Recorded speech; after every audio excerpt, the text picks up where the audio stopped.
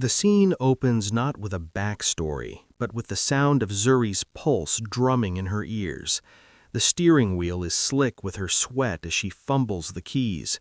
The metallic tang of blood on her split lip reminds the audience of the violence she just fled. Her bare feet on the pedals emphasize her vulnerability. She didn't even have time to put on shoes. We hear Bradley's voice before we see him, a low, cultured growl that sounds more like a predator than a husband. The sound of his footsteps on the hardwood floors is described as heavy, rhythmic, and inevitable. Zuri drives blindly into the industrial district. The wealthy, sterile mansion is replaced by hollow warehouses and dark alleys. Her car's fuel light blinks like a dying heartbeat. She sees the glow of the cafe. It's too clean and too high-end for this neighborhood, but she's running on pure survival instinct. She isn't looking for coffee, she's looking for a door with a lock. Zuri bursts through the door, her torn shirt and bruised cheek a stark contrast to the cafe's elegant interior. She thinks she's escaped the monster, but the man behind the counter, Dejang, carries a quiet power that makes her husband look like a child. Zuri thought she was hiding from a devil, not knowing she had just walked into the throne room of a king. The fuel light had been a bleeding red eye on the dashboard for the last 5 miles, mocking her with every stutter of the engine. Just as the towering, hollow silhouettes of the industrial district began to close in like jagged teeth, the car gave a final pathetic shudder and died. Silence rushed into the cabin, heavy and suffocating. Zuri sat in the dark for a heartbeat, her fingers still fused to the steering wheel in a white-knuckled grip. Her chest burned with every shallow breath, her ribs screaming where Bradley's heavy boot had found their mark only an hour before. She couldn't stay here. The shadows of the alleyway felt too much like his hands, reaching, grasping, pulling her back into the gilded cage of their mansion. Zuri pushed the door open, her legs trembling so violently she nearly collapsed onto the cracked asphalt. She didn't have shoes. Her bare soles stung as they hit the grit of the road, but she didn't feel the pain. She only felt the cold. The night air was a sharp blade against her skin, catching the jagged tears in her light-colored shirt. She looked like a ghost haunting the ruins of a forgotten street, her dark skin smudged with dirt, and the darkening bloom of a fresh bruise over her cheekbone. She began to move, half stumbling, her eyes darting toward every flickering streetlight. Then she saw it. At the end of a desolate block stood a structure that didn't belong. It was a jewel dropped into a gutter, a cafe with floor-to-ceiling glass windows that bled a warm, honey-colored light onto the sidewalk. The sign was discreet, elegant, and glowing with an inviting hum. It looked like a dream of safety, a sanctuary of warmth in a world that had turned cold and violent. Zuri didn't think. She didn't consider that she was a bloody, disheveled mess about to enter a high-end establishment. She only knew that if she stayed in the dark, Bradley would find her. She reached the heavy glass door and leaned her weight against it. A bell chimed, a delicate silver sound that felt like a sacrilege against the frantic pounding of her heart. The warmth of the interior hit her first, smelling of expensive roasted beans and polished wood. The cafe was nearly empty, the air still and pressurized. Zuri took 3 staggering steps inside before her strength finally gave out. She slumped onto a velvet-lined chair at the edge of the bar, her shoulders dropping as the adrenaline began to drain away, leaving only a hollow, aching exhaustion.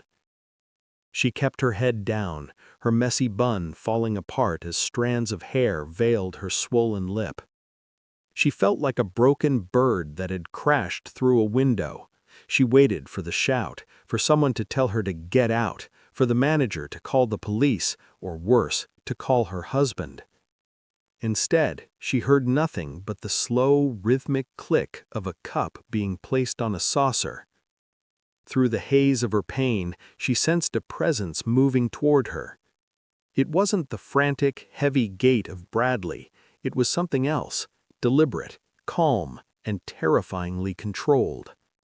Zuri squeezed her eyes shut, pulling her torn shirt closer to her chest, waiting for the next blow. But all that came was the soft, sliding sound of a glass of crystal-clear water moving across the polished wood toward her hand. The condensation on the glass of water was the only thing that looked clear in Zuri's world. She stared at it, her vision swimming, her breath still hitching in the back of her throat like a trapped bird. She didn't look up. She couldn't. To look up was to acknowledge the world, and the world had done nothing but hurt her for 3 years. Across the polished mahogany of the bar, Dejang stood in a silence so profound it seemed to hum. He had been in the middle of closing, his ritualistic end to a day of quiet fronts and loud, violent business. His black suit jacket was unbuttoned, the stark white of his shirt crisp against the dim, golden amber of the cafe's lighting. He didn't move to call the police. He didn't reach for a phone to report a vagrant. He simply watched. His eyes, sharp and dark as obsidian, traced the jagged line of the tear on Zuri's shoulder. He saw the way the light-colored fabric was stained with a mixture of street grime and a single, terrifying drop of copper-red blood. He noted the way her dark skin seemed to ashen under the trauma, and how her small, trembling hands were curled into defensive spheres. Dejang was a man who dealt in the currency of intent. He knew the difference between a common thief and a hunted animal. Zuri wasn't here to take, she was here to hide. He leaned forward slightly, the motion slow and deliberate so as not to startle her. The gold chain around his neck caught the light, glinting against the ink of the intricate dragon tattoo that peeked from his open collar, a mark of a life lived in the shadows of Seoul's underworld. He saw her flinch at the shift in his weight, her shoulders hunching even further. It was the flinch of someone who expected the sky to fall at any moment. "Drink," he said. His voice wasn't soft, but it lacked the jagged edge of the men Zuri knew. It was a cold, steady command that carried the weight of absolute authority. Zuri's eyes finally flickered toward his hand, long, elegant fingers with clean nails resting near the glass. She followed the line of his sleeve up to his face. When her gaze finally met his, the air in the cafe seemed to vanish. He wasn't looking at her with pity, which she would have found insulting, nor with lust, which she would have found terrifying. He was looking at her with a calculated, heavy silence, as if he were reading the history of her pain written in the swelling of her eye and the split of her lip. He saw the monster in her reflection, the shadow of the man who had done this, and for the first time in his life, the cold, dormant machine of Dejang's heart felt a flicker of something that wasn't business. It was possession. He reached out, his hand hovering just inches from her chin. Zuri froze, her pulse leaping against her neck. He didn't touch her. He knew better to touch a wounded creature, but he tilted his head, forcing her to realize he was seeing every mark Bradley had left on her.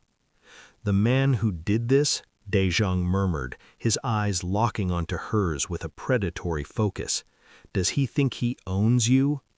Zuri couldn't find her voice. She could only nod, a single jerky movement.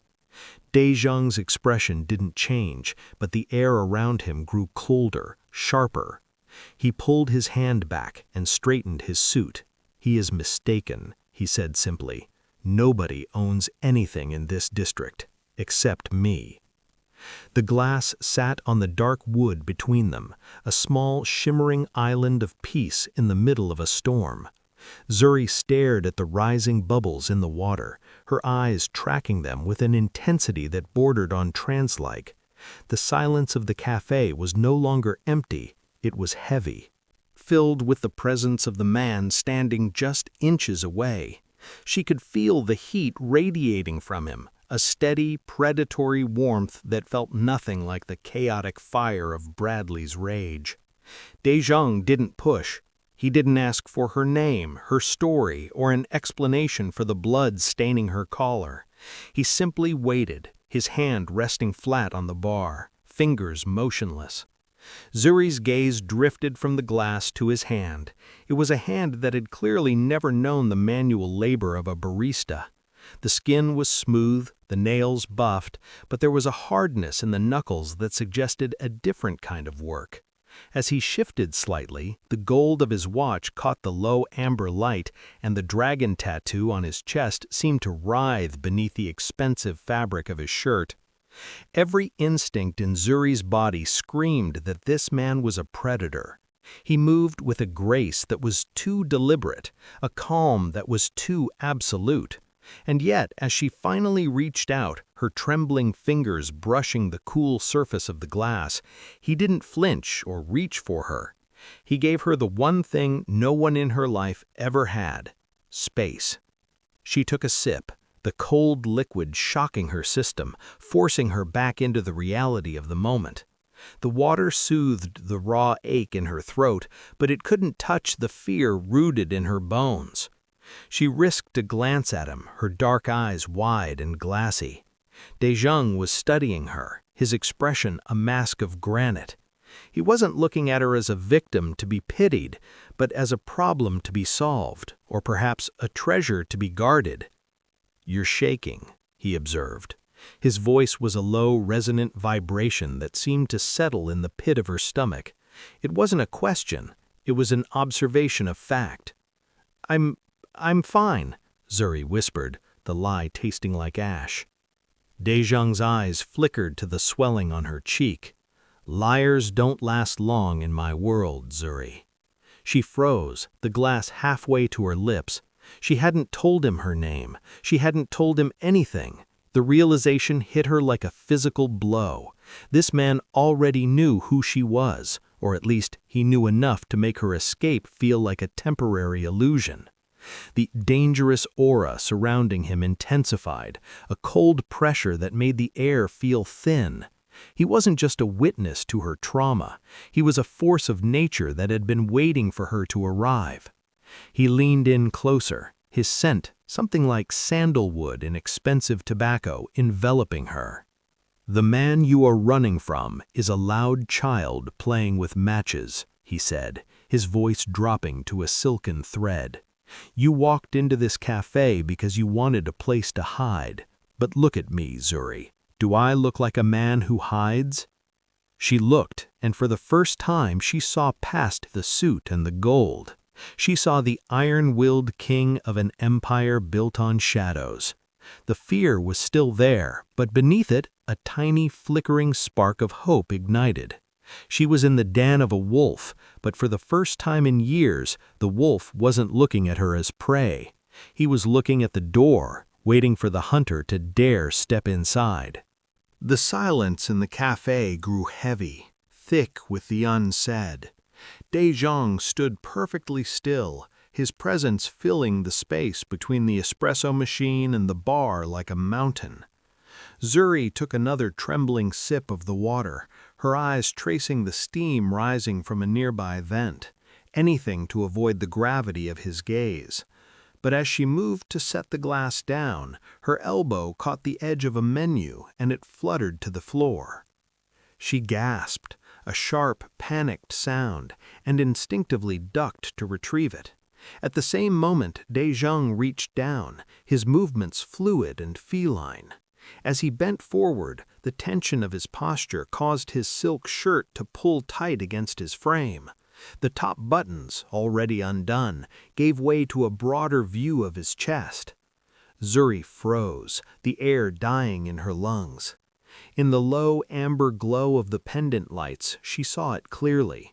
A dragon, rendered in deep obsidian ink, coiled around his collarbone and descended into the shadows of his shirt. The scales were so detailed they looked like armor. The claws seemed to clutch at his very heartbeat. It wasn't a fashion statement, it was a mark of rank, a permanent uniform of a world that existed beneath the surface of the city. She had heard the rumors in the wealthy circles Bradley moved in, whispers of the Dejang, the One Dragon Syndicate that controlled the docks, the high-rise developments, and the very air the politicians breathed. Her gaze traveled from the ink to his face, which remained a mask of terrifying calm. The realization hit her with the force of a physical blow. This wasn't just a cafe, this was a sanctuary built on blood.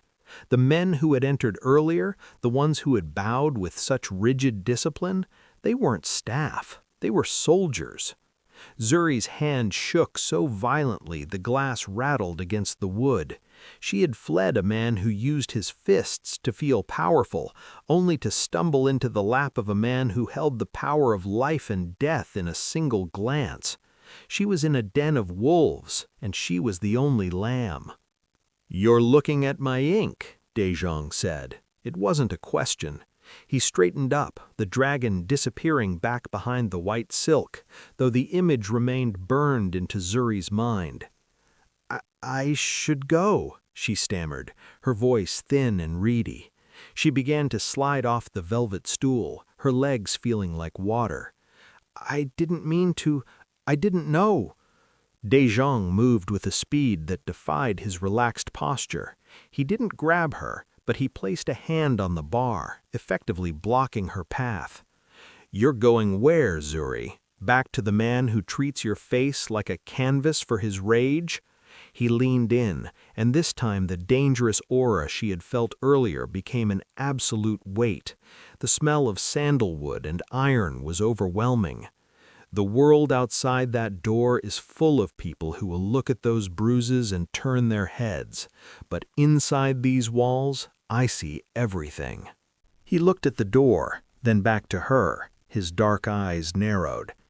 "You walked into the dragon's mouth seeking shade. It's too late to be afraid of the teeth." The heavy glass door of the cafe didn't chime this time. It groaned under the weight of several men entering at once. Zuri flinched, her entire body recoiling toward the bar, her mind screaming that Bradley had finally found her. She braced for the sound of his arrogant voice, the feeling of his fingers digging into her hair.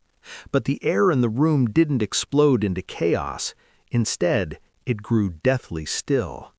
4 men, dressed in charcoal gray suits that mirrored the sharp, cold discipline of their leader, moved into the golden light of the cafe. They didn't look like baristas or late-night patrons. They moved with a synchronized, lethal grace, their eyes scanning the room with the efficiency of soldiers clearing a battlefield. As they reached the center of the floor, they stopped in perfect unison. Then they bowed. It wasn't a polite nod or a casual greeting. It was a deep 90-degree hinge at the waist, a silent declaration of absolute subservience. "Sajang nim," they spoke in a low, guttural chorus, the Korean honorific for a high-ranking boss echoing off the espresso machines and velvet walls. Zuri's breath hitched. She looked from the bowed heads of the men back to the man standing before her. Dejang didn't acknowledge them immediately. He didn't even turn around. He remained focused on Zuri, his hand still resting on the polished wood of the bar, his gaze never wavering from her bruised face. He looked like a king receiving a report he already knew the contents of. "Report," Dejang commanded. His voice was no longer the silken thread he had used to offer her water. It was iron. It was the sound of a man who gave orders that changed the fate of the city. One of the men straightened, though his eyes remained fixed on the floor. "The perimeter is secure, boss. The black SUV was spotted 3 blocks away, circling. He is looking for her." Zuri felt the blood drain from her extremities, leaving her cold and hollow. Bradley was close. He was hunting her like an animal in the night. She looked toward the darkened windows, the neon lights of the industrial district suddenly feeling like spotlights on her back. Dejang finally turned his head, a slow, predatory movement. He didn't look worried. If anything, a shadow of a smile, cold and devoid of humor, touched the corners of his mouth. He reached out and adjusted the cuff of his sleeve, the gold links catching the light. "He is looking for a victim," Dejang said, his voice dropping to a dangerous register that made the hair on Zuri's arms stand up. He looked back at Zuri, his dark eyes locking onto her wide, terrified ones. But he has forgotten whose territory he has entered. In this cafe, in this district, he is nothing but a ghost waiting to be exorcised. Zuri looked at the four-armed men standing guard, and then back to the man with the dragon beneath his silk shirt. The realization was complete. She hadn't stumbled into a cafe. She had sought sanctuary in a fortress. The man who had given her a glass of water wasn't just a business owner. He was the law in a world that didn't follow the rules. He was a king, and for reasons she didn't yet understand, he had just invited her into his court. The stillness of the cafe was shattered by the low, predatory hum of an engine that Zuri knew better than her own heartbeat. Through the expansive glass windows, a sleek, silver luxury sedan glided to the curb like a shark circling its prey. The headlights cut through the industrial gloom, sweeping across the interior of the cafe and illuminating the dust motes dancing in the amber light. Zuri's breath hitched, a sharp, ragged sound that tore through the silence.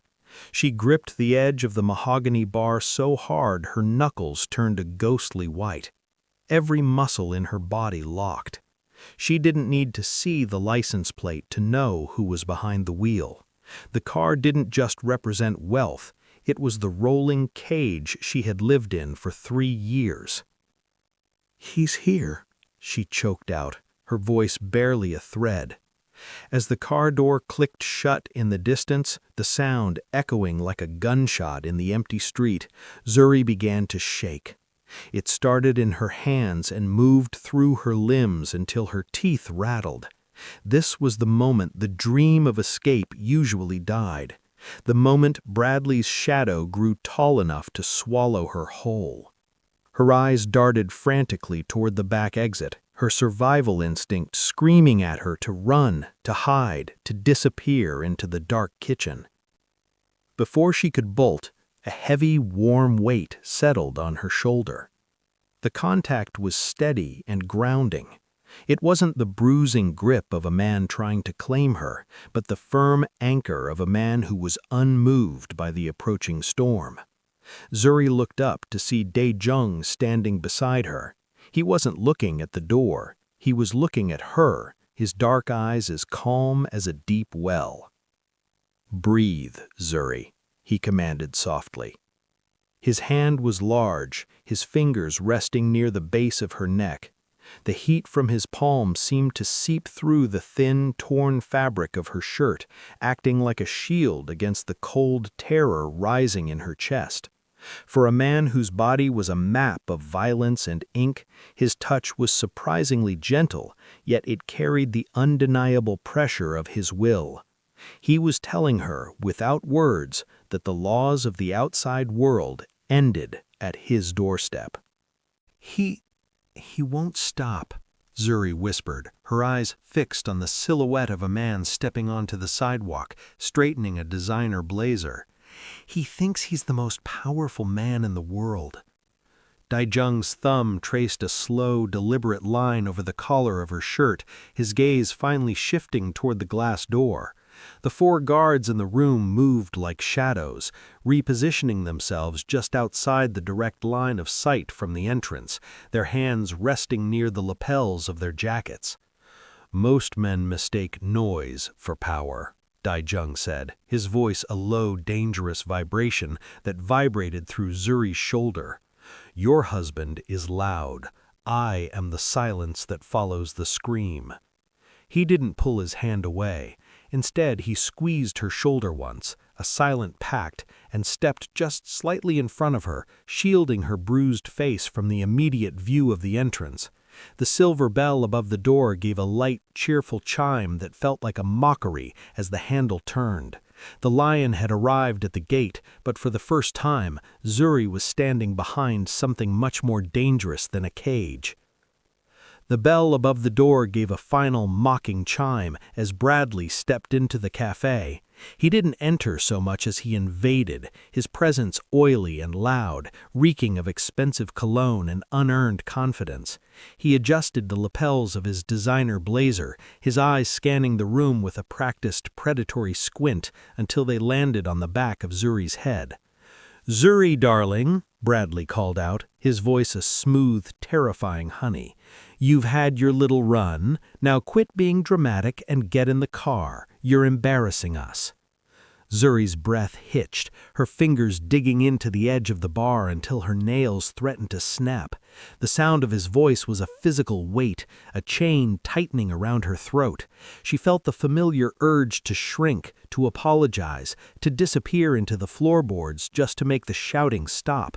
But the hand on her shoulder, Dejang's hand, didn't move.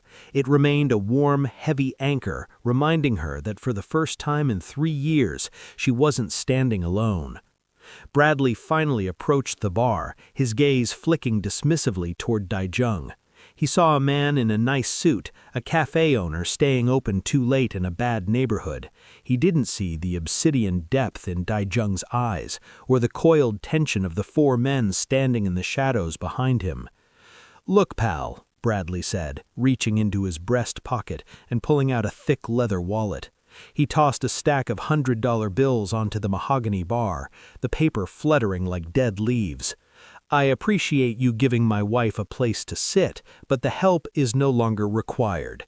Take the cash, consider it a generous tip for the water, and go in the back and clean a machine or something. We're leaving." Dejang didn't look at the money. He didn't even blink. He slowly turned his head to look at Bradley, his expression as unreadable as a tombstone. The air in the cafe seemed to drop 10 degrees. "The lady hasn't finished her drink," Dejang said. His voice was a low, resonant vibration that made the glass on the bar rattle ever so slightly. Bradley let out a sharp, jagged laugh, the sound of a man who had never been told no by someone he considered an inferior. "Are you deaf? I'm Bradley Sterling. I don't think you realize who you're talking to. That woman is my wife. She belongs in my house, not in some low-rent coffee shop with a glorified waiter." He reached out, his hand snapping forward to grab Zuri's arm, but he never made contact. In a move so fast it was almost invisible, Dejang's hand moved from Zuri's shoulder to Bradley's wrist. The sound of the grip was a dull thud, followed by the immediate sharp intake of Bradley's breath as the pressure applied to his tendon sent a jolt of agony up his arm. "You are loud, Mr. Sterling," Dejang murmured, leaning across the bar until he was inches from Bradley's face. The light caught the gold chain at his neck and the dark, intricate tail of the dragon tattoo peeking out from his collar. "But in my house, loud men are eventually silenced. You talk about ownership, but you are standing in a district where I own the streets, the air you are breathing, and the very ground you'll be buried in if you don't take your hand off my bar." Bradley's face turned a mottled purple, his eyes widening as he finally looked past the suit and saw the predator beneath. For the first time, the lion realized he hadn't walked into a sanctuary, he had walked into a slaughterhouse. The pressure on Bradley's wrist increased until the audible groan of bone resisting steel filled the small space between them. Bradley's knees buckled, his expensive leather loafers scuffing uselessly against the floorboards as he was forced to lean over the bar, his face inches away from the cold, unblinking eyes of the man he had just tried to bribe. The stack of $100 bills sat between them, a pathetic pile of paper that suddenly looked like play money in the presence of true authority. Dejang didn't let go. He leaned in closer, the gold chain at his neck swinging like a pendulum. You mentioned your name as if it carried weight, Mr. Sterling. You mentioned your house as if it were a fortress, but you are currently standing in the dragon's mouth, and you didn't even have the sense to check the teeth." With a flick of his eyes, Dejang signaled the shadows. The four men who had been standing in the periphery moved forward with a synchronized, silent intent. They didn't draw weapons. They didn't need to. Their mere presence, the way they stood with hands clasped behind their backs and eyes fixed on Bradley's throat, radiated a level of violence that Bradley's narrow, privileged world couldn't comprehend. "I am Kang Dejang," the boss whispered, his voice a low, terrifying rasp that made the hair on Zuri's arms stand up. "In Seoul, they call me the Ghost of the Docks. In this city, I am the man who decides which lights stay on and which lives are snuffed out. You come into my sanctuary, you lay hands on a woman under my protection, and you think a few scraps of paper will buy your way out?" Bradley's bravado vanished, replaced by a raw, naked terror. His breath came in ragged gasps, his face pale and slick with sweat. He looked at Zuri, hoping for a flicker of the submission he had spent years beatings into her, but she didn't look away. Backed by the immense gravity of Dejang's power, she kept her gaze fixed on the man who had terrorized her, seeing him for what he truly was, a coward who only bullied those smaller than him. Dejang released Bradley's wrist with a dismissive shove that sent him stumbling back into the center of the cafe. "You have one choice, and I will only offer it once because the lady seems to find your presence distasteful." Dejang straightened his suit jacket, his expression returning to a mask of granite. "Option 1. You sign over the divorce papers, you leave this city tonight, and you forget Zuri Adeyemi ever existed. You will never speak her name, you will never look for her, and you will live out your days in whatever hole you can find, praying I don't remember yours." He paused, a dark, predatory light flickering in his eyes. "Option 2, you stay. You keep shouting about your rights and your ownership, and by dawn my men will find a place for you beneath the concrete of the new stadium. The price of your arrogance is blood, Bradley. Choose quickly. I have a cafe to close." The silence that followed was absolute. Bradley looked at the four guards, then at the dragon peeking from Dejang's collar, and finally at the door. The choice was written in the way he began to tremble. The hunter had officially become the prey. The silence that followed Dejang's ultimatum was so heavy it felt as though the oxygen had been sucked out of the room. Bradley stood frozen, his eyes darting between the four stoic guards and the man whose name was whispered in fear from the docks to the high-rises. The reality of his situation finally breached his ego. He wasn't a powerful man here. He was an intruder in a kingdom that specialized in making people disappear. Without a single word, Bradley turned. He didn't look back at Zuri. He didn't stop to gather the money he had thrown on the bar. He practically tripped over his own feet as he lunged for the glass door, the chime ringing out one last time like a funeral bell as he scrambled into the night. Seconds later, the frantic screech of tires echoed through the industrial district as his silver car fled into the darkness, leaving a trail of exhaust and cowardice. Zuri watched the empty street through the window, her body still locked in a state of high alert. It was the first time in years she had watched him leave without the paralyzing fear of when he would return. The adrenaline began to ebb, replaced by a sudden bone-deep exhaustion that made the world tilt. "He won't come back," Dejang said. His voice had lost its jagged edge of violence, returning to the low, steady hum that had offered her water. With a slight wave of his hand, he signaled his men. They bowed again, sharp and synchronized, and vanished into the shadows of the cafe's kitchen and back exits, as if they had never been there at all. The cafe returned to its state of quiet, amber-lit sanctuary. Dejang turned back to her, leaning against the bar.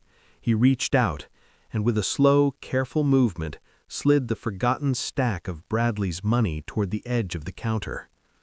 "You left a life of cages tonight, Zuri. Do not look back at the bars." For the first time since she had burst through the door, Zuri lifted her head. She didn't look at the money, and she didn't look at the door. She looked directly at him. Her dark eyes, though still rimmed with the evidence of her trauma, found the obsidian depth of his. She met his gaze with a steady, burgeoning strength that even she didn't know she possessed. She saw the dragon peeking from his collar, the mark of a man the world called a monster. But in the quiet of the cafe, she saw something else. A man who had seen her at her absolute lowest and chose to stand in the gap. "Why?" she whispered, her voice finally finding its foundation. "You don't even know me."